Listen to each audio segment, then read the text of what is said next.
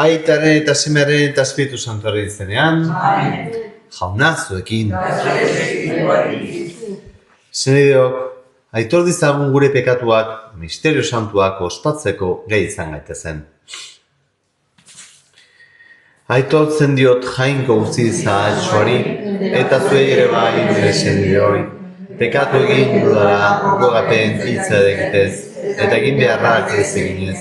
Bai pekatari naiz, horregatik eskatzen dietan de Maria Virginari, angelu eta santu guztiei, eta zuei ere bai nire senideoi, otoez egin dezazula nire alde Jainko gure jaunari.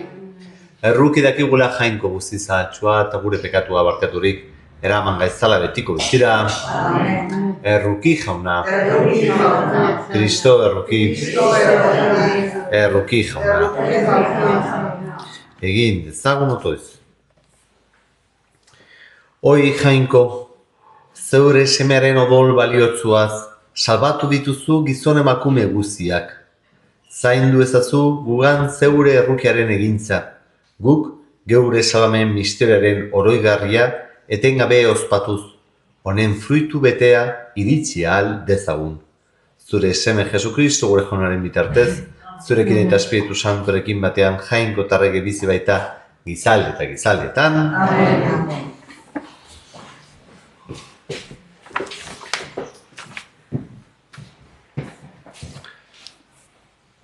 San Pedro apostoluaren lehenengo gutunetik. Senide maiteok, badakizue zeuen gurasoengandik hartutako biziera, zentzugabetik askatuak izan zaretela, ez gauza ustelkorrez, urrez naiz hilarrez, baizik eta bildots garbi eta akats gabe bezala zuen alde bere burua eskaini duen Kristoren odol baliotsuaz. Mundua mundu izan aurretik, zegoen Kristo, Jainkoaren asmoan eta azken garai hauetan agertu da zuen onerako. Eta zuek, haren bidez sinesten duzue hilen artetik piztu eta aintzaz bete zuen Jainkoagan. Horrela, zeuen sinismena eta itxaropena Jainkoagan jarri duzue. Orain zuek, egiaren mezuari obedituz, zeuen barrua garbitu duzue, senide bezala elkar benetan maitatzeko. Maite ezazue elkar bihotzez eta garzu. Izan ere, berriro jaio zarete, eta ez hazi hilkorretik, hilezkorretik baizik, bizi den eta betiko dirauen Jainkoaren hitzetik. Hau dio liburu santuak ere, gizaki oro belarraren pareko da, haren edertasuna landuko lorearena bezalakoa. Jartzen da belarra, erortzen lorea. Jaunaren hitzak ordea betiko dirau. Hitz hau berriz zuei hots egin zaizuen berri ona da. Jaunak esana. Erantzun salmoa. Jerusalem, ospa ezazu jauna. Jerusalem, ospa ezazu jauna. Jerusalem, ospa ezazu jauna, Sion goretsi zeure Jainkoa, zure ateen sarrailak indartu baititu, eta seme-alabak zure baitan bedeinkatu. Jerusalem, ospa ezazu jauna. Zure mugetan bakea ezarri du, garirik onenaz ase zaitu. Bidaltzen du lurrera bere mezua, eta haren hitza bizkor eta arindoa. Jerusalem, ospa ezazu jauna. Bere hitza iragarri dio Jakoben herriari, bere erabakiak eta aginduak Israeli. Beste herriei ez die horrelakorik egin, bere erabakirik ez die jakinarazi. Jerusalem, ospa ezazu jauna.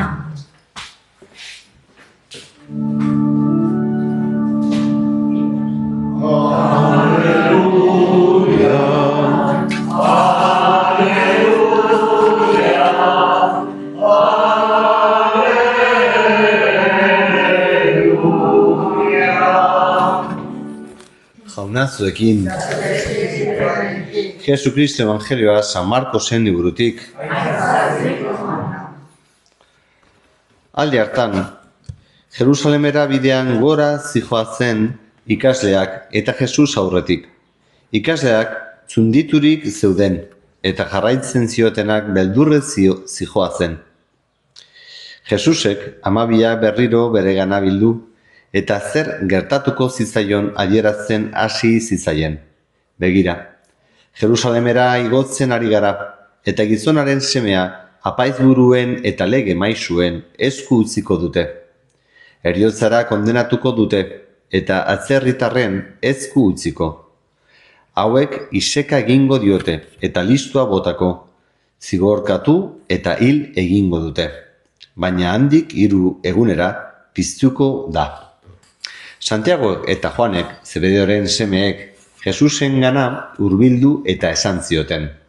Maisu, eskatuko ditzuguna zuk guri egitea nahi genuke. Jesusek galdetu zien, zer nahi duzue bada nik zuei egitea? Eta haiek, ezer gaitezela bata zure eskuinean eta beste ezkerrean, zu zeure aintzera iristean. Jesusek esan zien, ez dakizue zer eskatzen ari zareten.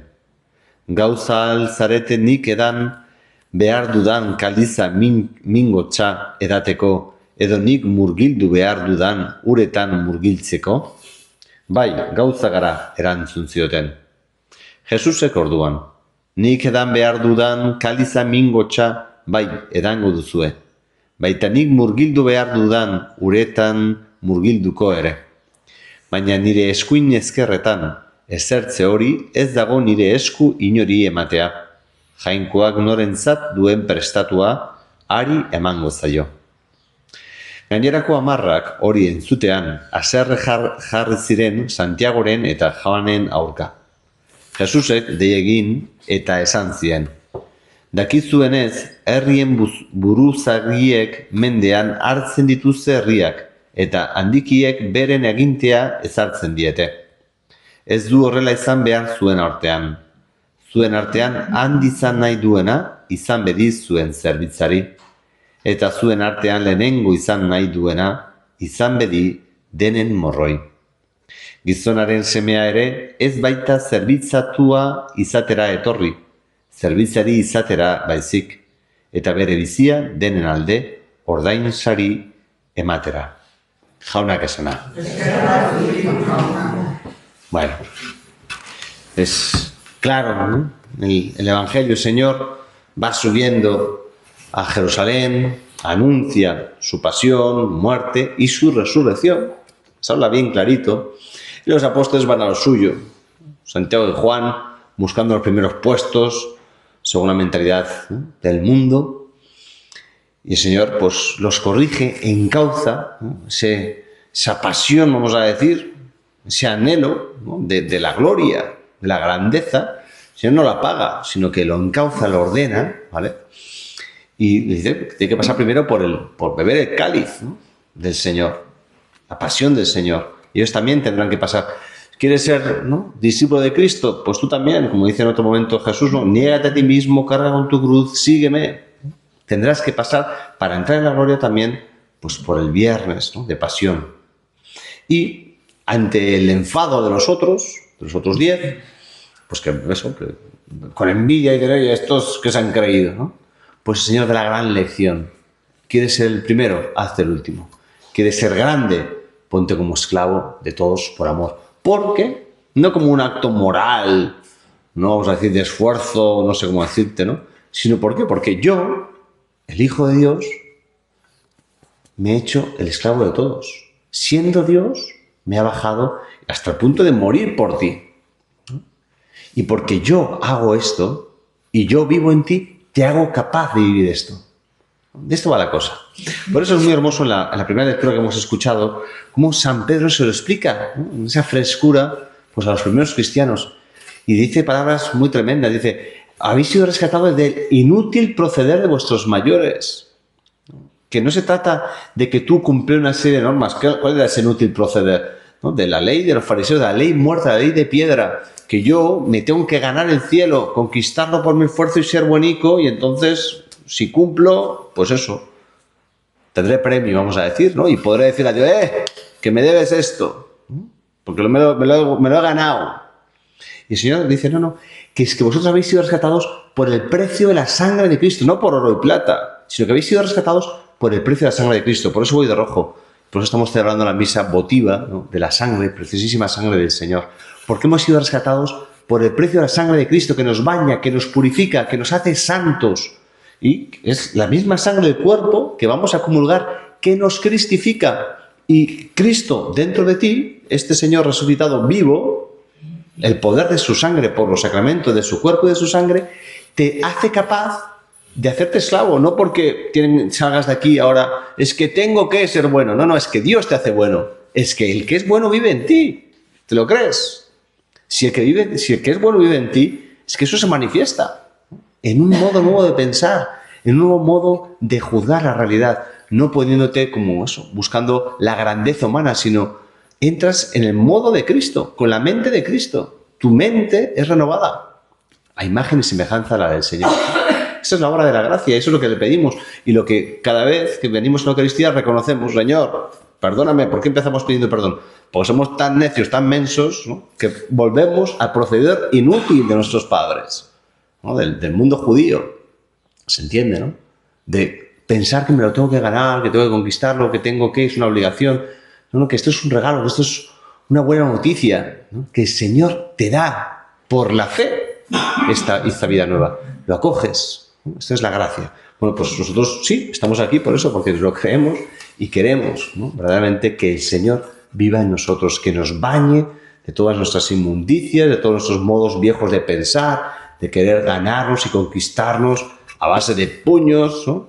Y de quitar a los demás, sino al contrario, hacernos los unos esclavos de los otros por amor, porque recibimos ese amor del Señor, de su cuerpo y de su sangre. Pues que así sea.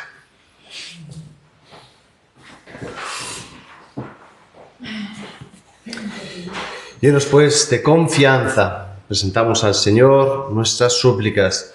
Pedimos por el Santo Padre, el Papa León, por todas sus intenciones, todas las necesidades de la Iglesia. Pedimos por la conversión de todos los líderes de las naciones, para que reconozcan la dignidad de todo ser humano, para que trabajen por la justicia y por la paz. Pedimos por todos los que sufren de tantas maneras, especialmente aquellos que desconocen su inmenso valor, que se sienten ultrajados, han sido humillados, menospreciados, pues para que el Señor les haga reconocer su valía, que valen la sangre de todo un Dios. Pedimos por el eterno descanso de todos nuestros seres queridos difuntos, todas las almas del purgatorio. Acoge, Padre bueno, las súplicas que te hemos presentado con fe. Por Jesucristo nuestro Señor. Amén. Amén.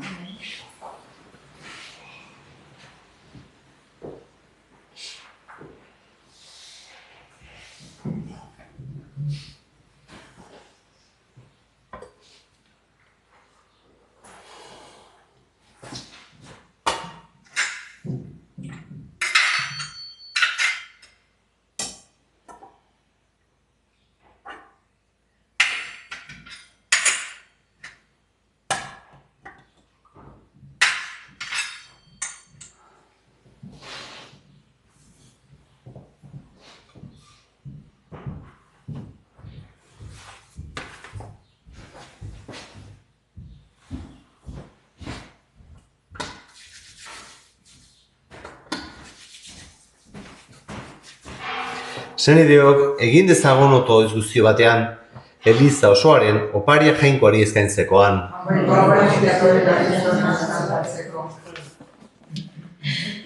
Jaun guzti handia, gure emaitzak zure aurrera ekartzean, eskatzen dizugu.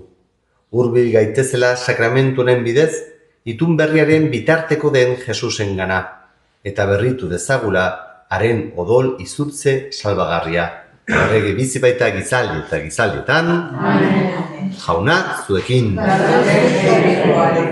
Gora bihotzak. Eskerra jangoiko gure jaunari. Egoki da bai eta zuzen bidezko eta salbagarri, nonai eta beti guzuri eskerrak ematea, jauna eta guzti zantu, jainkoa guztidon betereko horri. Zure semearen nekaldi salbagarriari esker, mundu guztia gaitor dezake zure haunditasuna.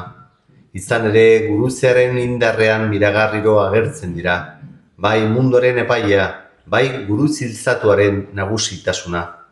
Horregatik guk ere, aingeru eta santu guziekin batean, gorezten zaitugu jauna, poz betean kantari.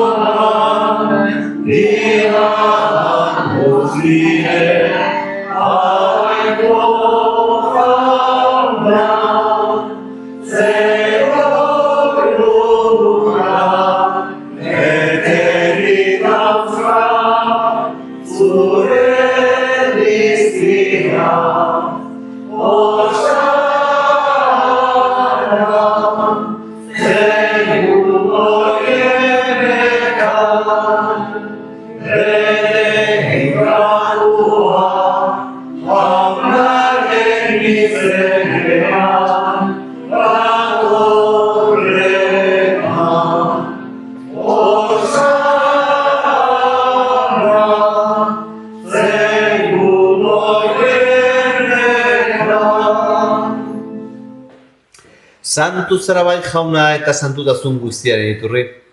Egizazu bada santo biardo hauek zeure espiritua izuriz, Jesu Kristo gure jaunaren gorputz eta odol egin detezen guretzat. Berak saldu zuzenean eta bere gogoz guruzera zijoala, ogia hartu, eta eskerrak eman ezatitu zuen, eta bere ikasleei eman zien ezenez. Artzazue eta jan guzio kontatik, hau nire gorputza data, zuentzat emango dena.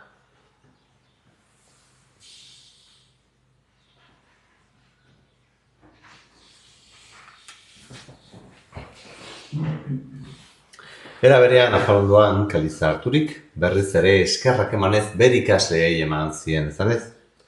Artzazue eta edan guzio kontatik, hau nire odolaren kaliza data, itun berri eta betikoaren odola, zuentzat eta azkorentzat pekatuak barkatzeko isuriko dena, egizue hau nire oroigarri.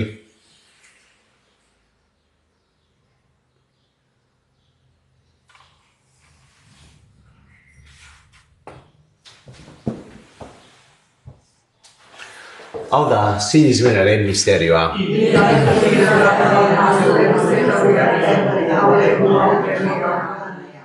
Horregatik jauna, zure semearen heriotza eta piztera gogoratuz, biziaren ogia eta salamenaren kaliza eskaitzen dizkizugu zuri ezkerrak emanez aldarean zeure zerbitzari onartu gaituzulako. Eta palki eskatzen dizugu Kristoren gorputza eta odola hartzen dizugunok Espiritu Santuak batekin gaitzala. Izan gogoan jauna, mundu guztian zabaduri dagoen zeure eliza. Eramazu maitasun osora Leon gure eta santorekin, Florentzia gure gozenarekin, eta liz izagun guztiekin batean. Era berean izan gogoan jauna, pizteko itxaropenean joan diren gure zenideak eta hildako guztiak ere. Har izazu zeure arpegiaren argitan. Errukizakizkigu arren guk guztio betiko bizia eritz ezagun, jangoikoaren ama Maria Virginia Dobatxorekin, haren senar Jose Santorekin, apostolu santuekin eta gizalde guztietan, zure adizkidea izan diren santuekin, haiekin batean gorez ezagun.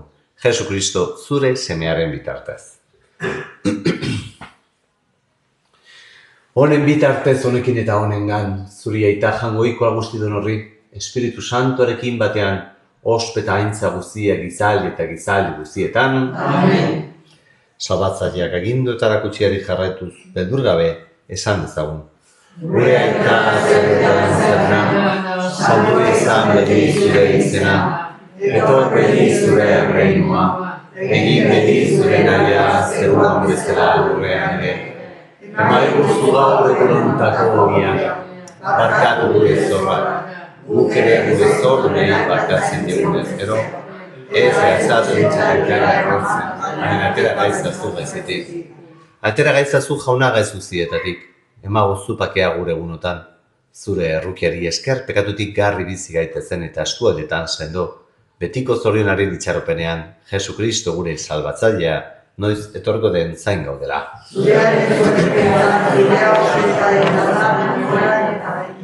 Jesu Kristo gure jauna, zuk ezana da apostoluei, pakea uzten dizuen dure pakea ematen.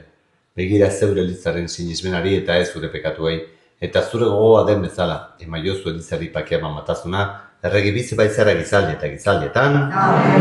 Jaunaren pakea betizuekin. Maiozue pakea elkarri.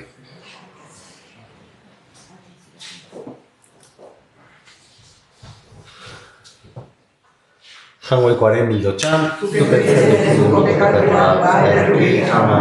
Jangoikoaren bildotxan, zupetzen dugu pepetua, erri jauna. Jangoikoaren bildotxan, zupetzen dugu pepetua, erri jauna.